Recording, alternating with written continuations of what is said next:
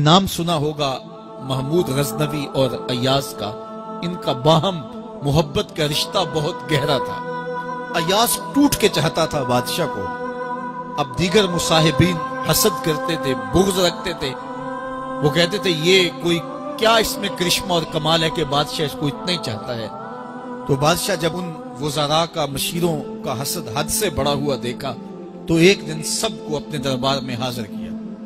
دربار میں ایک تالاب تھا، تو اس میں مٹھی بھر کے موتیوں کی پھینک دی اور ایک وزیر کو کہا کہ یہ موتی نکال کے لاؤ اور یہ خیال کرنا کہ تمہارا لباس بھی، تمہارا بدن بھی نہیں بھیگنا چاہیے۔ تو سب نے کہا کہ یہ عجیب بات ہے کہ حوض کی تہہ سے موتی نکال کے لائیں اور لباس بھی نہ بھیگے اور بدن بھی نہ بھیگے، یہ تو لازمی ہوگا۔ پھر دوسرے وزیر کو کہتا کہ یہ موتی نکال کے لاؤ، تمہارا لباس بھی نہیں بھیگنا چاہیے، تمہارا بدن بھی نہیں بھیگنا چاہیے۔ تو وہ آگے سے حجت کرتا یہ کیسے ہو سکتا ہے کہ بدن بھی اور لباس بھی نہ بھیگے اور موتی بھی نکال لاؤں؟ تیسرے کو، چوتھے کو، پانچویں کو، ہر ایک آگے سے حجت کرے یہ کیسے ہو سکتا ہے؟ پھر ایاز آ گیا تو بادشاہ نے ایاز کو کہا کہ یہ موتی نکال کے لانے ہیں اور تمہارا لباس بھی اور تمہارا بدن بھی نہیں بھیگنا چاہیے۔ ایاز نے فوراً چھلانگ لگائی اور موتی نکالے۔ جب باہر نکلا تو بدن اور لباس پانی سے نچڑ رہا تھا، تو ایسے موتی بادشاہ کو پیش کیے اور بدن کپ کپا رہا تھا۔ تو بادشاہ بڑے غصے سے کہا کہ ایاز تمہارا بدن بھیگ گیا، تمہارے کپڑے بھی بھیگ گئے، میں نے کہا تھا لباس بھی نہیں بھیگنا چاہیے، کپڑے بھی نہیں بھیگنے چاہیے۔ تو ایاز بڑی لجاجت سے عرض کرنے لگا، بادشاہ سلامت، آپ کے دو حکم تھے، ایک یہ کہ موتی نکال کے لانے ہیں، دوسرا حکم یہ تھا کہ لباس اور کپڑے بھیگنے نہیں چاہیے۔ تو ایک حکم میں نے پورا کر دیا ہے، دوسرے کی معافی چاہتا ہوں۔ تو صاحب، اللہ نے حضرت انسان کے سینے میں جذبات کا ایک جہاں آباد کیا ہے، شیطان کو بھی انسان کے پیچھے لگا دیا اس کی آزمائش کے لیے، اس کے امتحان کے لیے۔ نفس بھی اس کے اندر موجود ہے، اور دوسری جانب اس کو گناہوں سے منع بھی کیا اور نیکی کی تلقین بھی کی۔ اب کتنی مشکل زندگی ہے حضرت انسان کی، آئی جان شکنجے اندر جویں ویلنے دے وچ گنا، کتنی مشکل زندگی ہے۔ خواہشیں ہیں کہ آوارہ ہیں، آرزویں ہیں کہ بے قابو ہیں، اور دوسری جانب اللہ کا حکم ہے۔ اب کیا کرے؟ تو گناہ کرنے کے بعد پھر اللہ کے حضور توبہ کر لے، جو ممرزد ہو جائے تو اس پر اکڑے نہ اور اس پہ مصر نہ رہے، اس پہ اصرار نہ کرے، بلکہ فوراً اللہ کے حضور توبہ کرے۔ گناہ کرنے کے بعد بندہ جب توبہ کرتا ہے، التائب من الذنب کمن لا ذنب لہ، تو وہ ایسے ہوتا ہے جس طرح اس نے گناہ کیا ہوا ہی نہیں۔ بندہ 100 بار گناہ کر کے توبہ کرے، اللہ 100 بار معاف فرما دے۔ وہ کریم ہے، 70 ماؤں سے زیادہ پیار کرتا ہے۔ تو بندے اس کی دہلیز پہ جب توبہ کرتے ہیں، رجوع کرتے ہیں اور اس سے معافی مانگتے ہیں، تو وہ یہ نہیں دیکھتا کہ یہ گناہ گار کتنا بڑا ہے، وہ یہ دیکھتا ہے کہ یہ میری دہلیز پہ آیا ہے اور اس کے ما قبل کے سارے گناہ معاف بھی کرتا ہے، بلکہ گناہوں کو بدل کے نیکیوں میں بھی تبدیل کر دیتا ہے۔ آئیے اب قرآن مجید میں ان لوگوں کی کہانی بھی پڑھیے جو اپنی زندگی کو اپنے مالک کے نام لگا چکے ہیں، اور ان سے اگر کوئی معاملہ سرزد ہو جاتا ہے تو وہ کس قدر اللہ سے ڈرتے ہیں۔ والذین یؤتون ما آتوا وقلوبہم وجلہ انہم الی ربہم راجعون۔ فرمایا کہ وہ لوگ جب ان سے کوئی خطا سرزد ہو جاتی ہے، کوئی گناہ ہو جاتا ہے، تو ان کے دل لرز جاتے ہیں، خوف خدا سے وہ کانپنے لگ جاتے ہیں۔ انہم الی ربہم راجعون، تو وہ اپنے رب کی طرف رجوع کرنے والے ہوتے ہیں۔ اگر ان سے کبھی کوئی گناہ سرزد ہو جائے، ان سے کوئی غلطی سرزد ہو جائے، تو پھر اس پہ ضد نہیں کرتے، اس پر مصر نہیں ہو جاتے، اس پر حجتیں اور دلیلیں نہیں لاتے، بلکہ وہ کیا کرتے ہیں؟ فوراً اللہ کے حضور رجوع کرتے ہیں اور معافی مانگتے ہیں۔ اور اللہ کو یہ بہت پسند ہے کہ کوئی مجھ سے معافی مانگے، اور اللہ انہیں معاف کر دیتا ہے۔ اللہ اکبر۔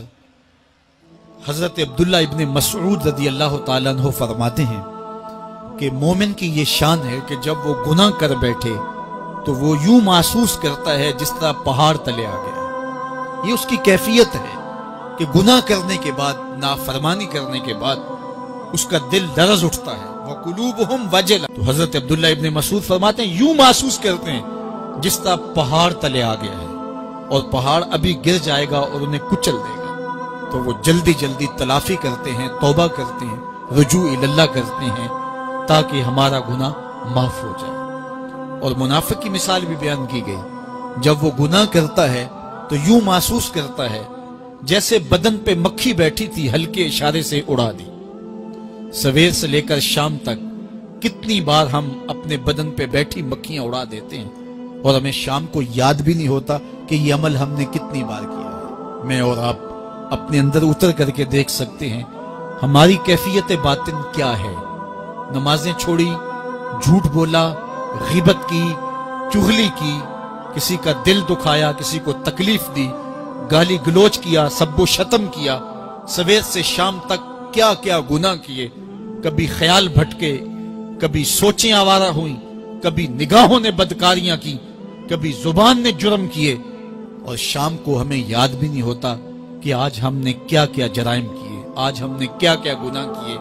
اگر ہماری یہ کیفیت ہے تو یہ عملی نفاق ہے کہ بدن پہ مکھی بیٹھی اور اڑا دی، اور اگر ہماری کیفیت یہ ہے کہ گناہ کے بعد یہ محسوس ہوتا ہے کہ ہم پہاڑ تلے آ گئے اور اللہ کی ناراضگی ہم نے مول لے لی اور جلدی جلدی توبہ کر کے رجوع کرنے کی جانب بڑھتے ہیں، تو پھر مبارک ہو، نہیں تو مجھے اور آپ کو اپنا محاسبہ کرنا چاہیے۔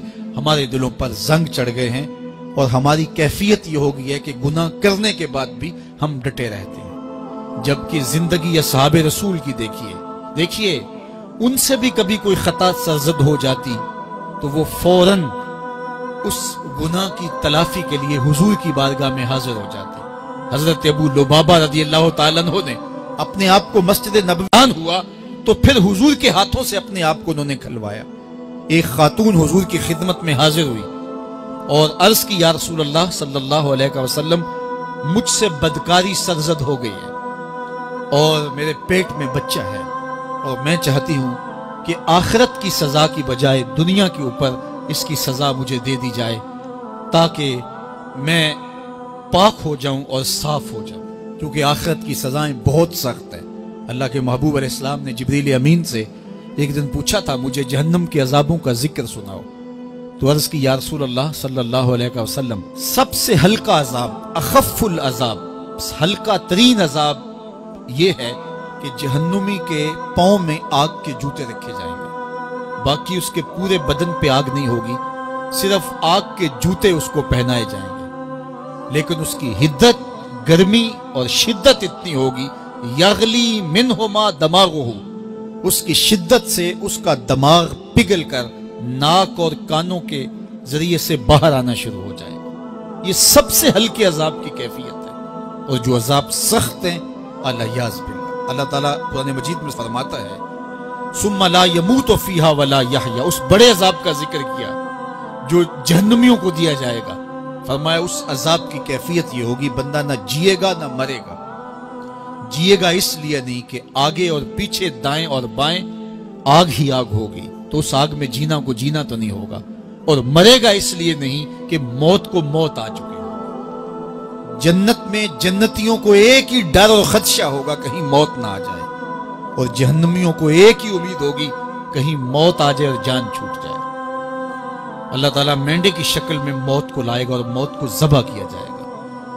جنتی جنت سے اور جہنمی جہنم سے دیکھ رہے ہوں گے، جب موت کو ذبح کر دیا جائے گا اب موت نہیں ہے، تو جنتی اتنے خوش ہو جائیں گے کہ اگر موت کو موت نہ آئی ہوتی تو یہ خوشی سے مر جاتے، اور جہنمی اتنے مایوس، دکھی اور پریشان ہوں گے کہ اگر موت کو موت نہ آئی ہوتی تو یہ صدمے سے مر جاتے، تو وہ کانوں کے راستے سے باہر آ جائے۔ تو اس نے عرض کی یا رسول اللہ صلی اللہ علیہ وسلم، میرے اوپر حد جاری کر دیجئے، اور اس نے کہا کہ میرے پیٹ میں جو ہے وہ بچہ ہے۔ اللہ کے محبوب علیہ السلام نے فرمایا جاؤ جب بچہ پیدا ہو تو پھر آنا۔ وہ چلی گئی، تو جب بچہ پیدا ہوا تو گود میں اٹھائے پھر حضور کی خدمت میں حاضر ہوئی اور عرض کی یا رسول اللہ یہ ہے بچہ جو میں نے گناہ کیا تھا، بدکاری کی تھی، آج یہ اس کی نشانی ہے۔ تو اللہ کے محبوب علیہ السلام نے فرمایا کہ اسے لے جاؤ اور اسے دودھ پلاؤ، اور جب یہ کچھ کھانے پینے لگ جائے گا تو پھر آنا۔ تو تھوڑی دیر کے بعد، کچھ دنوں کے بعد وہ دوبارہ حاضر ہوئی اور اس نے اس بچے کے ہاتھ میں روٹی کا ٹکڑا دیا ہوا تھا اور عرض کی یا رسول اللہ دیکھ لیجئے اب یہ روٹی کھانے لگ گیا ہے۔ اللہ اکبر۔ تو اللہ کے محبوب نے فرمایا انہیں لے جاؤ اور جا کے انہیں سنگسار کر دو۔ اس کی یہ حد بنتی تھی، اس کو سنگسار کیا اور اس نے خود یہ سزا اپنے لیے قبول کی۔ مائز ابن مالک اسلمی عرض کی یا رسول اللہ طہرنی، مجھے پاک کر دیجئے۔ میرے حضور نے فرمایا جاؤ اللہ سے معافی مانگو۔ وہ گئے اور معافی مانگی، بے چینی اتنی تھی، پھر آ گئے اور عرض کی طہرنی یا رسول اللہ، حضور مجھے پاک کر دیجئے۔ فرمایا جاؤ اللہ سے معافی مانگو۔ وہ گئے، معافی مانگی، پھر پلٹ آئے، تیسری مرتبہ، چوتھی مرتبہ۔ آقا کریم نے فرمایا فیما اطہرک، تمہیں کہا اللہ سے معافی مانگو، کریم ہے معاف کر دے گا، تم پھر پلٹ آتے ہو، تمہیں کس جرم سے پاک کروں؟ قال من الزنا، عرض کی مجھ سے بدکاری ہو گئی ہے اور میں چاہتا ہوں کہ دنیا پر فارغ ہو جاؤں۔ حضور نے فرمایا کہ اس کا توازن عقلی تو ٹھیک ہے، عرض کی حضور صحیح الحواس ہے۔ کہا کہ یہ نشے میں تو نہیں کہہ رہا، کسی نے اٹھ کے منہ سونگا، کہا حضور ایسی بات بھی نہیں ہے۔ فرمایا تم سوچ لو کیا کہہ رہے ہو؟ کہا حضور جو میں کہہ رہا ہوں وہ سچ کہہ رہا ہوں، مجھ سے گناہ سرزد ہو گیا اور میں چاہتا ہوں کہ دنیا پر ہی فارغ ہو جاؤں۔ اللہ کے محبوب علیہ السلام نے فرمایا کہ انہیں سنگسار کر دو۔ مائز ابن مالک اسلمی کو سنگسار کر دیا گیا۔ جب ان کا جنازہ اٹھا تو حضور بھی جنازے کے جلوس میں تھے۔ کسی کی زبان سے نکلا لو مائز نے گناہ کیا تھا، بس یہ بات سننے کی دیر تھی، اللہ کے محبوب کے چہرے پہ جلال آ گیا۔ فرمایا خبردار اگر کسی نے میرے مائز پہ بات کی، میرے مائز نے ایسی سچی توبہ کی ہے اگر روئے زمین کے تمام مسلمانوں میں بانٹ دی جائے لکفاہم، سب کی مغفرت ہو جائے، کہ انہوں نے اپنے آپ کو خود پیش کیا ہے۔ اب مائز ابن مالک کا جنازہ اللہ کے رسول نے خود پڑھایا، بلکہ مسلم کتاب الحدود میں ہے کہ ان کے جنازے کے دوسرے دن یا تیسرے دن حضور ان کے ہاں تشریف لے گئے، اور جب آقا گئے وہم جلوسن، تو لوگ وہاں بیٹھے ہوئے تھے، تو یقین کیجئے کہ یہ وہ لوگ تھے کہ جن سے کبھی کوئی گناہ سرزد ہو جاتا تو وہ جلد توبہ کرتے، اور اس کی بڑی سے بڑی حد اور سزا بھی ہوتی تو وہ بھی کاٹنے کے لیے تیار ہو جاتے۔ میں اور آپ دیکھیں کہ ہماری زندگی میں اگر گناہ ہیں اور ہمیں سچی توبہ کی توفیق بھی نصیب نہیں ہے تو پھر ہم سوچ لیں کہ ہم کہاں کھڑے ہیں۔ دیکھیے اللہ دلوں کے بھید جانتا ہے۔ سچی توبہ یہ ہے کہ جو کیے پر ندامت ہو اور آئندہ نہ کرنے کا عزم مصمم ہو، پکا ارادہ ہو کہ یہ گناہ زندگی میں دوبارہ نہیں کروں گا۔ الگ بات ہے کہ پھر دوبارہ اس سے سرزد ہو جائے، لیکن جب وہ توبہ کر رہا ہو تو اس وقت اس کا پختہ عزم ہو اور اس کے دل کے کسی گوشے میں نہ ہو کہ چلو میں توبہ کر لیتا ہوں اور پھر ہو گیا تو پھر کر لوں گا۔ پکا عزم ہو کہ دوبارہ یہ گناہ نہیں کروں گا۔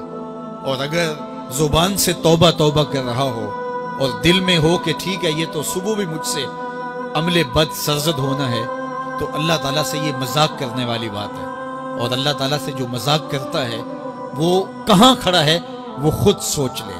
وہ کیا کسی نے کہا تھا کہ توبہ کی، پھر توبہ کی، پھر توبہ کر کے توڑ دی، میری اس توبہ پہ توبہ توبہ توبہ کر اٹھی۔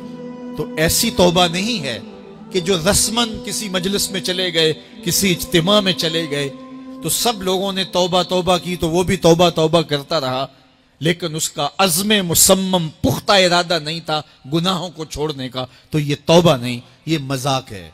اس لیے اللہ کے حضور سچی توبہ یہ ہے کہ ما قبل کے گناہوں سے ندامت پیدا ہو جائے اور سچے دل سے ارادہ کیا جائے، پختہ عزم کیا جائے کہ دوبارہ میں یہ گناہ نہیں کروں گا۔ یہ الگ بات ہے کچھ عرصے بعد اس سے پھر سرزد ہو جائے، پھر وہ گناہ ہو جائے تو پھر وہ پکی توبہ کرے، تو 100 بار بھی گناہ کرے گا، 100 بار بھی توبہ کرے گا، اللہ 100 بار قبول کرے گا۔ لیکن اندت توبہ اس کا عزم مصمم ہونا چاہیے، اس کا عزم پختہ ہونا چاہیے۔ محض لفظوں سے توبہ توبہ پکارنا اور دل توبہ نہ کر رہا ہو اور دل عزم مصمم